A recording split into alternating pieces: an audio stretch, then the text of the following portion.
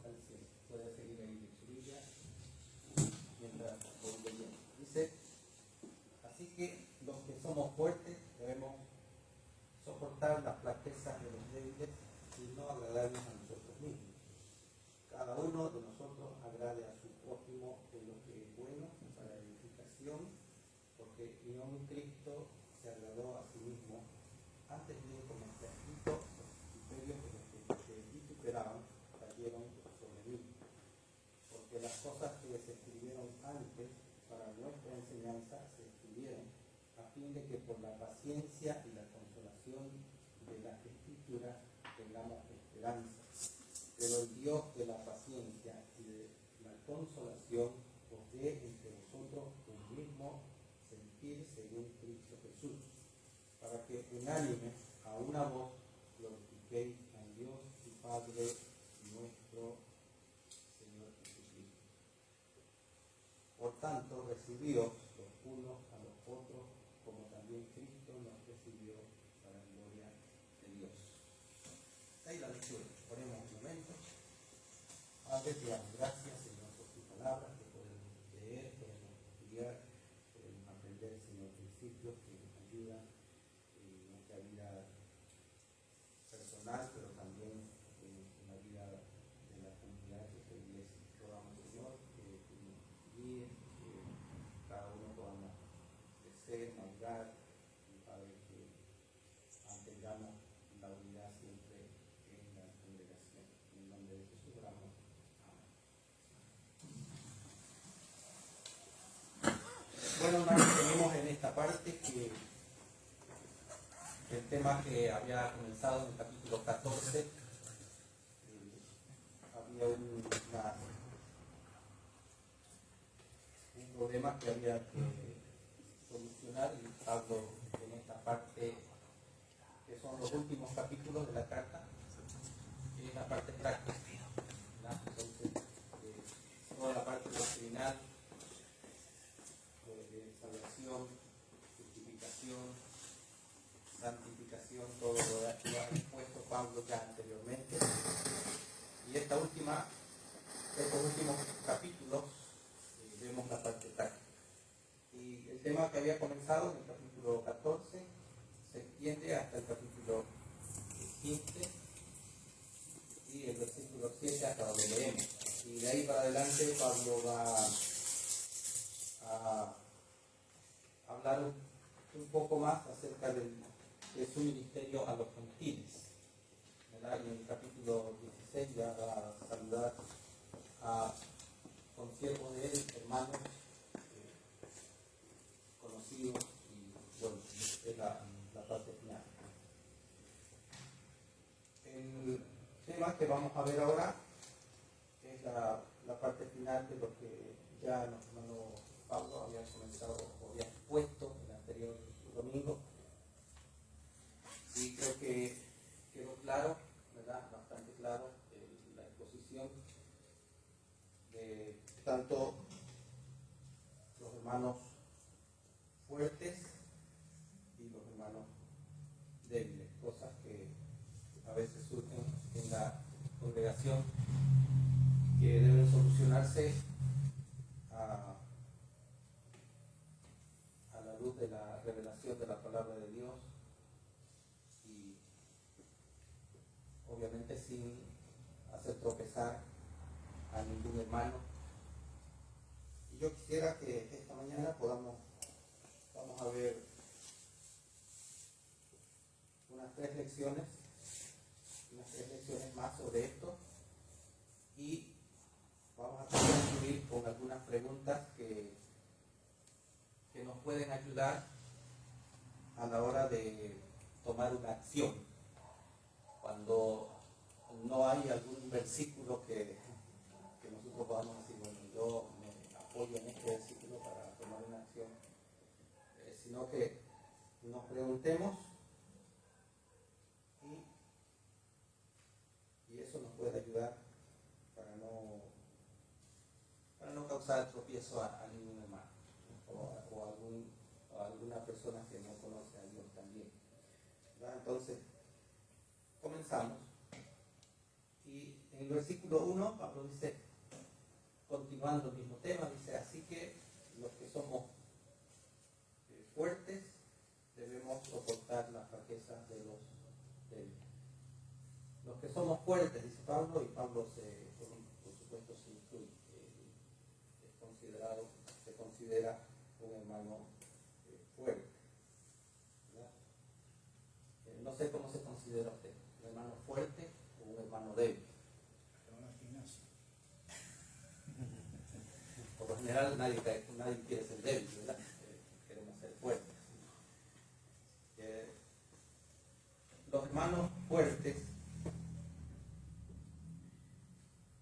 al parecer, tienen una comprensión más clara del significado de la muerte y resurrección del Señor. Son los hermanos fuertes, porque el hermano fuerte entendía que al morir Cristo y al resucitar Cristo, entonces comenzaba un tiempo diferente a lo que haya sido el vivir en la ley. ¿Verdad? Entonces el hermano fuerte comprendía mejor eso. Él tenía claro eso, que todos los rituales que se hacían en el Antiguo Testamento ya no tenían importancia y no tenían validez. ¿Verdad?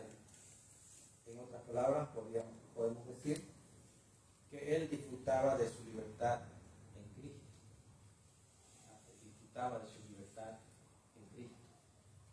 No estaba esclavizado a alguna práctica ritual de lo que se hacía en el antiguo pacto.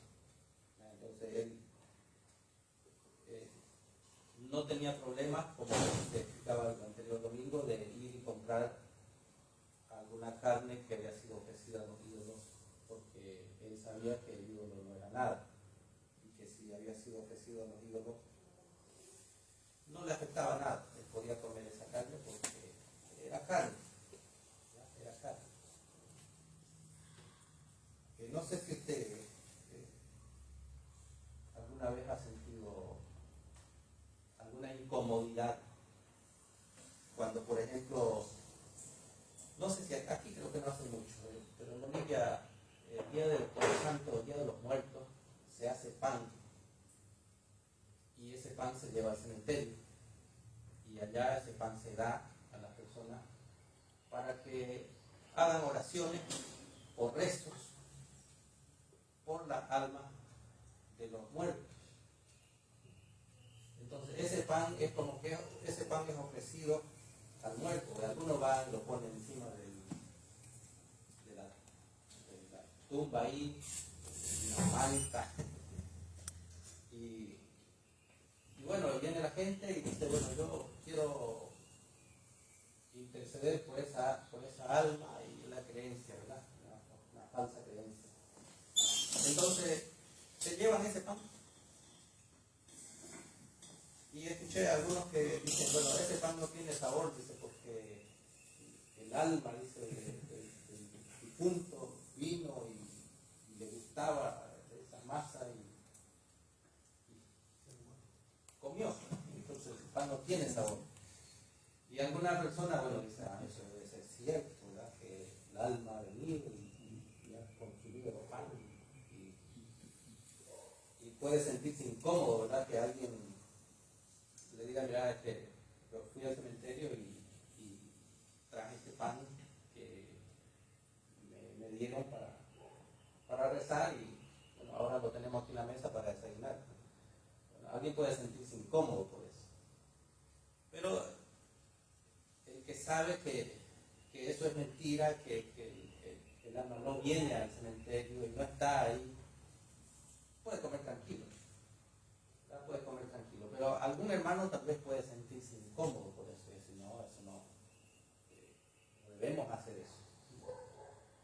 Y claro, el que conoce la verdad, conoce la palabra de Dios, sabe que eso no es nada, que eso no es verdad, puede comer tranquilo.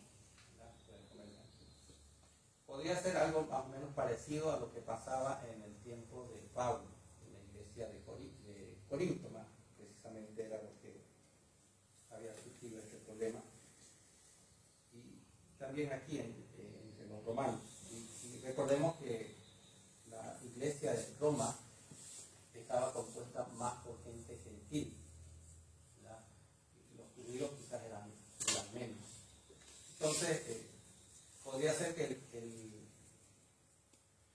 el judío que había entendido bien la muerte y la resurrección del Señor, entonces no tenía problema de comprar y comer una carne que había sido ofrecida a los ídolos.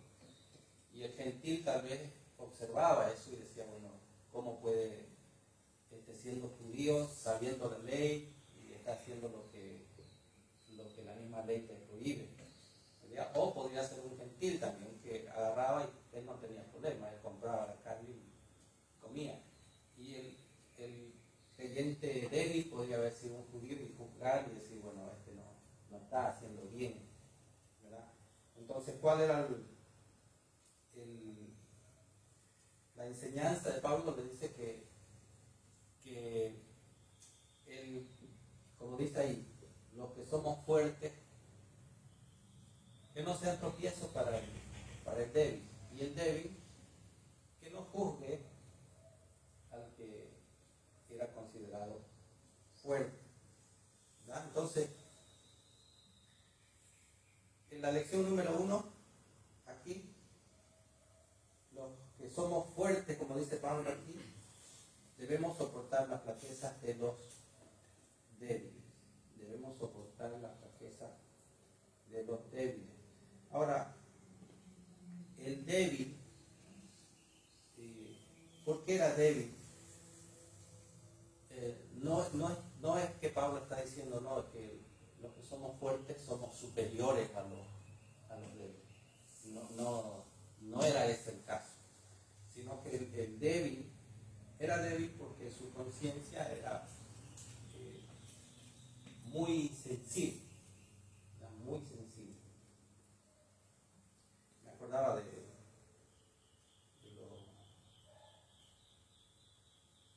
las técnicas que usan en electricidad.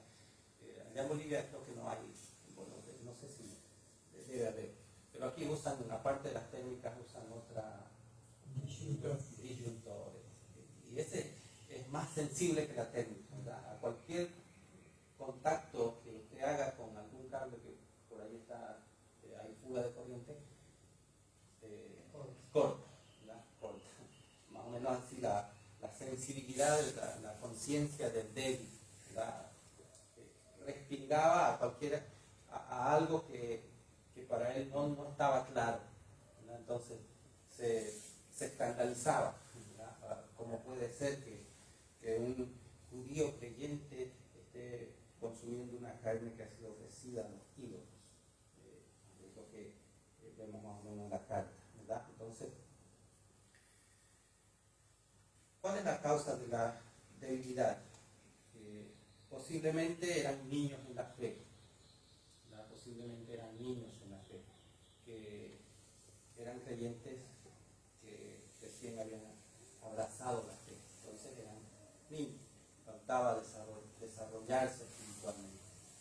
Otra causa tal vez por la desnutrición, falta de enseñanza, falta de enseñanza. Y hermanos, también en nuestras congregaciones tenemos infantes espirituales, ¿verdad? Puede ser porque son nuevos en la fe, y otro puede ser porque están muy desnutridos, no han crecido en la buena enseñanza de la palabra de Dios. Y otra razón puede ser por el legalismo, aunque creo que no era el caso aquí en la iglesia de Roma. El legalismo es una amenaza fuerte dentro de las iglesias cristianas. A veces se confunde, ¿verdad? Ser estricto no es lo mismo que ser maduro. Una cosa es ser estricto, otra cosa es ser maduro. Y el legalismo es una amenaza siempre para el cristianismo. Pero creo que no era el caso, como digo aquí en la iglesia de Roma, creo que no era ese el caso, sino más bien era hermanos que tenían la conciencia débil porque es más probable que eran niños, infantes espirituales, faltaba desarrollar su fe. Y eso tal vez era cuestión de tiempo, ¿verdad? Que ellos puedan crecer espiritualmente, desarrollar más su fe. Entonces, la lección número uno para los que somos fuertes, dice Pablo, soportar las flaquezas de los débiles. Soportar las flaquezas de los débiles. Como había dicho en el capítulo 14, versículo 1, recibid al débil en la fe, pero no para contender, dice, sino para que podamos ayudarle. Lección número 2, no debemos agradarnos a nosotros mismos. Y ahí mismo dice el versículo, así que los que somos fuertes debemos soportar las flaquezas de los débiles y no agradarnos a nosotros mismos. Primera lección, soportar las flaquezas de los débiles. Segunda lección, no agradarnos a nosotros mismos. Filipenses, Pablo habló un poco también de esto. Filipenses 2, 3 y 4. Les leo. Filipenses capítulo 2, versículo 3 y 4. Dice, nada hagáis por contienda o por vanagloria, antes bien con humildad, estimando cada uno a los demás como superiores a él mismo, no mirando cada uno por lo suyo, sino cada cual también por lo de los otros. Eso es un antídoto contra el egoísmo, ¿verdad? No mirando, dice, cada uno por lo suyo propio, sino mirando por el bien del otro. Entonces, no agradarnos a nosotros mismos, sino buscar agradar también a nuestro prójimo. Recordemos que el creyente vive en la ley del amor, ¿verdad? Es lo que abrió diciéndonos Pablo, capítulo 14, el versículo 13, dice, así que ya no nos juzguemos más los unos a los otros, sino más bien decidir no poner por su ocasión de caer al hermano. Vivimos en esa, o debemos vivir en la ley del amor, siempre buscando el bien de nuestro hermano. 1 Corintios 13, 5 dice que el amor no busca lo suyo, no es egoísta, sino que busca el bien de los demás. Esto es algo sencillo, pero es muy profundo, ¿verdad? Muy profundo. Pensar en los demás, pensar en los demás. Y Pablo habló de este tema de manera amplia, porque creo que es un problema que todos nosotros necesitamos corregir en nuestras vidas, ¿verdad? Porque el mandamiento del Señor es que amemos a Dios con todo nuestro corazón, con toda nuestra mente. Y el segundo dice es semejante, que amemos a nuestro prójimo como a nosotros mismos, ¿verdad? Entonces, creo que necesitamos crecer constantemente en el amor hacia nuestro prójimo. No agradarnos a nosotros mismos. Y lección número 3, agradar a nuestro prójimo en lo que es bueno para edificación. El versículo 2 dice, Romanos 15, el versículo 2, cada uno de nosotros dice, agrada a su prójimo en lo que es bueno. Cada uno de nosotros agrada a su prójimo en lo que es bueno. Y es un principio interesante. Agrademos a nuestro prójimo. Agrademos, y esto debe comenzar en nuestro hogar. Agradar a nuestra esposa. Por ahí podemos comenzar, ¿verdad? En lo que es, dice, bueno, para edificación.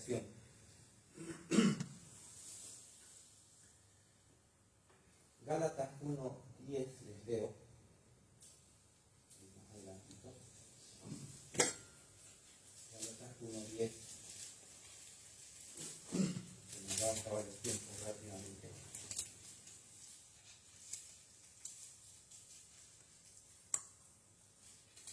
Gálatas 1:10. Puede ser, busco ahora el favor de los hombres o el de Dios, o trato de agradar a los hombres, pues si todavía agradara a los hombres no sería siervo de Cristo. Es como que una contradicción aquí, ¿verdad? Que tenemos que agradar a nuestro prójimo lo que es bueno. Pero Pablo aquí dice, si todavía agrado a los hombres, no soy siervo de Cristo. ¿Cómo es esto entonces? ¿A cuál versículo le hacemos caso? ¿A Gálatas o a Romanos? Y creo que es claro, Romanos dice que agrademos a nuestro prójimo en lo que es bueno. No podemos complacer a toda persona. Y no estamos para complacer los caprichos de las personas, sino que estamos para agradar en lo que es bueno. Por ejemplo, usted no puede, en fin de agradarle a mi prójimo, voy a tapar su corrupción. Está en algunos negocios por ahí que no son legales, pero en fin de agradarle, no voy a decir nada. Eso no es agradar al prójimo, porque no estamos buscando el bien de esa persona. Tenemos que confrontarle, decirle, porque la Biblia nos manda a exhortarnos también, decirle, mira, esto no está bien, yo no estoy de acuerdo con esto. Y puede ser que eso le desagrade y diga, este no es mi amigo, ¿verdad? Porque no me está apoyando en lo que yo estoy haciendo. No podemos apoyar lo que está mal, pero sí podemos agradar en todo lo que es bueno. Bueno tanto para mí como para la otra persona. ¿Ya? Entonces, la tercera lección, agradar a nuestro prójimo en lo que es bueno para edificación. Edificación, dice ahí Pablo. No, lo contrario de edificación, ¿qué es? Destrucción. Y Romanos 14:20, mire cómo dice Pablo ahí. No destruyas la obra de Dios por causa de la comida. No destruye. O sea que esto es interesante, es importante, hermanos, porque mire lo que dice Pablo. Llama a los creyentes la obra de Dios. ¿Quiénes son la obra de Dios? Los creyentes. La vida que Dios ha transformado, ha cambiado, o está obrando en esa vida. Esa es la obra de Dios. Y dice, no destruyas tú la obra de Dios por causa de la comida. Por causa de una acción que nosotros tengamos, sería aplicando a nuestra vida. Que estamos destruyendo la obra de Dios. Y sabe, es más fácil destruir que edificar. Y el diablo hincha por ahí, el diablo mete fuego ahí. Que nos destruyamos los unos a los otros, eso es lo que quiere el diablo. Pero lo que Dios quiere es que nos edifiquemos el uno al otro. Destruir cualquiera lo hace. Edificar, los creyentes están llamados a edificar. ¿No? A edificar. ¿Cómo hacemos esto? Primero, mirando el ejemplo de Cristo, dice ahí el versículo 3, porque ni aun Cristo se agradó a sí mismo, antes bien como está escrito, los vituperios de los que vituperaban cayeron sobre mí. Yo sé que esa palabra vituperio para nuestro lenguaje es conocida, no lo usamos a diario. Y lo que está diciendo aquí es que Cristo recibió todos los insultos dirigidos hacia Dios del hombre enojado, cayeron sobre Cristo. Y él soportó eso, todo ese vituperio, insultos, burlas, desprecios. Cristo soportó todo eso. Así también nosotros estamos llamados a soportar. Los que somos fuertes, dice Pablo, debemos soportar las flaquezas de los débiles. A veces quizás no te va a gustar, pero tenemos que soportarnos los unos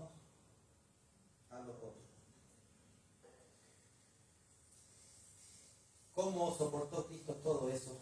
El versículo 4 dice, porque las cosas que se escribieron antes para nuestra enseñanza se escribieron a fin de que por la paciencia y la consolación de las Escrituras tengamos esperanza. Y debemos pensar de que aquellos hermanos que estaban en la iglesia en Roma no tenían todavía el Nuevo Testamento, tenían la ley, pero ahí ellos podían encontrar,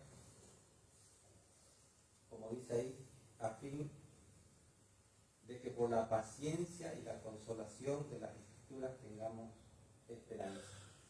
¿Qué surge de las Escrituras? Paciencia, consolación y esperanza. Paciencia, consolación y esperanza. Y la Biblia nos dice, ¿verdad?, que expone la palabra de Dios, por ejemplo, la paciencia de Job. Leyendo todo esto, nosotros podemos aprender a tener paciencia, consuelo, cómo Dios consoló a los santos del Antiguo Testamento, cómo Dios, cómo de ahí ellos tuvieron esperanza, ¿verdad? Muchas veces cuando se encontraban desesperados, siempre encontraron esperanza en la ley de Dios, en la palabra de Dios. Y el versículo 5 dice, pero el Dios de la paciencia y de la consolación os dé entre vosotros un mismo sentir según Cristo Jesús. Primero se logra esto mirando el ejemplo de Cristo y por la obra del Espíritu Santo. Dice, un mismo, que nos va a dar un mismo sentir según Cristo Jesús. La consolación de entre vosotros, un mismo sentir. El Dios de la paciencia. Para que unánime, dice el versículo 6, a una voz glorifiquéis al Dios y Padre de nuestro Señor Jesucristo. El fin de todo esto, hermanos, es la gloria de Dios, como dice el versículo 6, para que unánimes a una voz glorifiquéis al Dios y Padre de nuestro Señor Jesucristo. El fin de todo esto, de buscar la unidad, de buscar siempre llevarnos bien todos, es la gloria de Dios. Y cuando fracasamos en esto,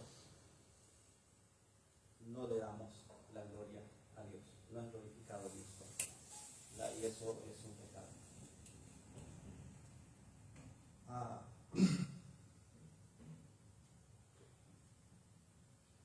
Vamos a leer, terminando esta parte, después vamos a terminar con 3 preguntas que ya no nos va a dar tiempo.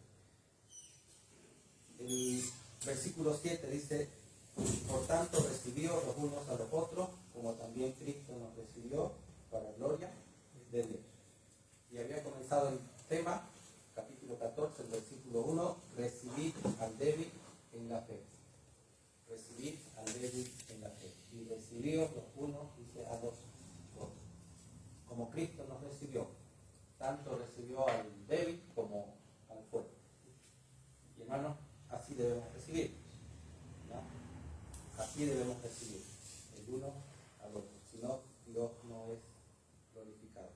3 preguntas y terminamos con esto. 3 preguntas que nos pueden ayudar en alguna acción que nosotros tomemos cuando las cosas no están muy claras, ¿no?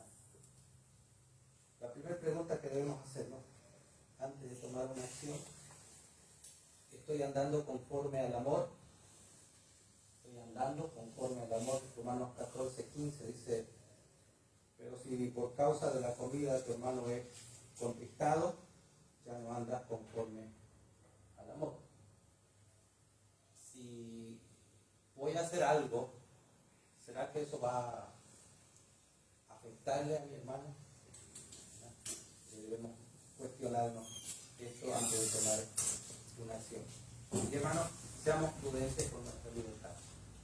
Seamos prudentes con nuestra libertad. Yo sé que aquí algunos no tienen problemas de tomar algunas acciones y decir, bueno, para mí no, eso no está mal, no me afecta, pero tenemos que ser prudentes en usar nuestra libertad cristiana. Quizás alguien aquí dice, bueno, yo voy al cine y a mí no me afecta, y puede ser que venga otro y diga, no, está mal ir al cine, no se puede ir al cine, los creyentes no tienen por qué ir al cine. Entonces, tengamos cuidado en nuestra libertad. O tal vez alguien dice, bueno, yo no tengo problema de ir a mirar un partido de fútbol al estadio. Otro puede venir y decir, bueno, no está bien que un cristiano esté en un estadio sentado en una gradería donde hablan palabras feas, donde no es un ambiente para un cristiano. Bueno, tengamos cuidado con nuestra libertad. Ya. Otro puede decir, bueno, un cristiano no puede ir a un cumpleaños de una persona que no es cristiana, porque no es un ambiente sano. Otro puede decir, bueno, yo voy y dejo mi regalo y me salgo. Y si alguien te ve, que un cristiano nuevo te ve saliendo de ahí, ¿qué va a pensar? Va a pensar que no solamente fuiste a dejar el regalo, que estabas compartiendo con él. Y así se va armando, ¿verdad? Los problemas. Pero tengamos cuidado, seamos prudentes con nuestra libertad cristiana. Segunda pregunta. ¿Estoy pensando como piensa Cristo? Porque somos fuertes, dice Pablo. Estamos pensando como piensa Cristo, Romanos 15:3. Dice, porque ni aun Cristo se agradó a sí mismo. Cristo nunca pensó en él mismo, sino pensó en nosotros. Y la última pregunta. ¿Puedo hacer esto con limpia conciencia? Romanos 14:22 dice, tienes tu fe, tenga para contigo delante de Dios. Bienaventurado el que no se condena a sí mismo en lo que aprueba. Cualquier acción puede hacerlo con libertad, es decir, mi conciencia no me condena, porque mi conciencia está alineada con la palabra de Dios. Es diferente a tener una conciencia insensible. No, yo lo hago y no siento nada y no tengo por qué. No. Con limpia conciencia. Sabe que eso no le afecta a usted y tampoco va a afectar a su hermano. Lo grave, hermanos, que a veces nosotros violamos nuestra propia conciencia.